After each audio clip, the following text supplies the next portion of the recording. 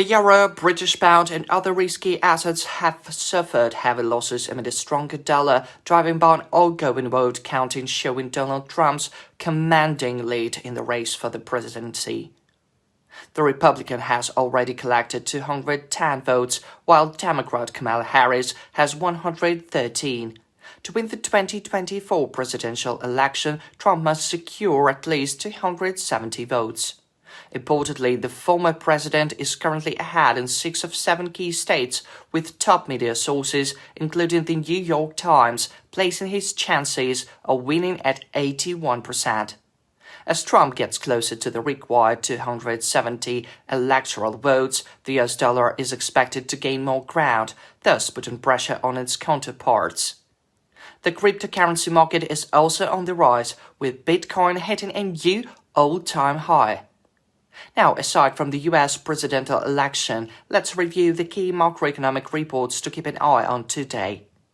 Wednesday's calendar features a batch of statistics on business activity in the euro area services sector, including composite PMIs from Germany, France, and Italy, which are expected to show relatively positive readings. However, the Eurozone composite PMI is projected to stay below the 50-point threshold, signaling counteraction amid subdued activity in the bloc's services sector. This, in turn, could add to pressure on the euro. Yet, with heightened market volatility, these reports are unlikely to have a major impact on market sentiment. In addition, ECB President Christine Lagarde, Vice President Luis de Guindos, and policymaker Joachim Nagel are scheduled to speak today, which could offer insights into the bank's stance amid ongoing economic challenges. Meanwhile, no major US economic data releases are expected. The focus will remain on the US presidential election and its unfolding impact on market sentiment. With this in mind, traders should hold off on entering the market. As voting unfolds, market reactions may vary widely. Thus, it is worth refraining from trading to mitigate risk. Now let's move on to technical analysis.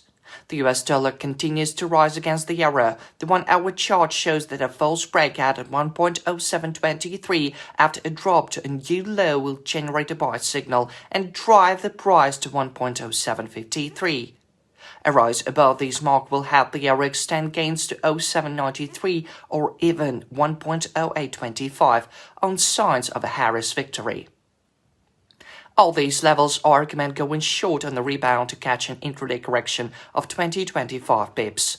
Going short at 1.0793 can only be considered after a false breakout. If the price breaks below 0.753 and the breaches 0.723, it will pave the way for further losses to 1.0689, 0.669, and probably 0.642. Finally, a Trump victory is expected to have a dramatic impact on various issues related to foreign economic policy, weighing on risky assets. Speaking of the British pound, the situation is the same. Bears are likely to drag the price down to 28.54, the low of October 31, unless bulls try to regain control of the market. False breakouts at 1.2881 and 28.45 could generate buy signals. However, with a high probability of Republican victory, it's too risky to buy risky assets. Instead, it would be wise to wait for a correction and then go short. In a bull case scenario, which is unlikely, the levels of 29.25, 29.65 and even 29.94 can be seen as targets. At the marks of 29.65 and 29.94, traders are advised to go short on the rebound. Going short at 29.25 will only be relevant after a false breakout. A bear case scenario, it's possible if the price fixes below 28.81. Targets will be 1.2845, 28.00 and even 27.64.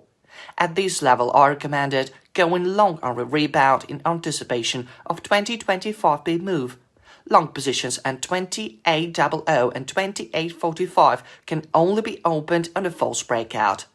Best of luck.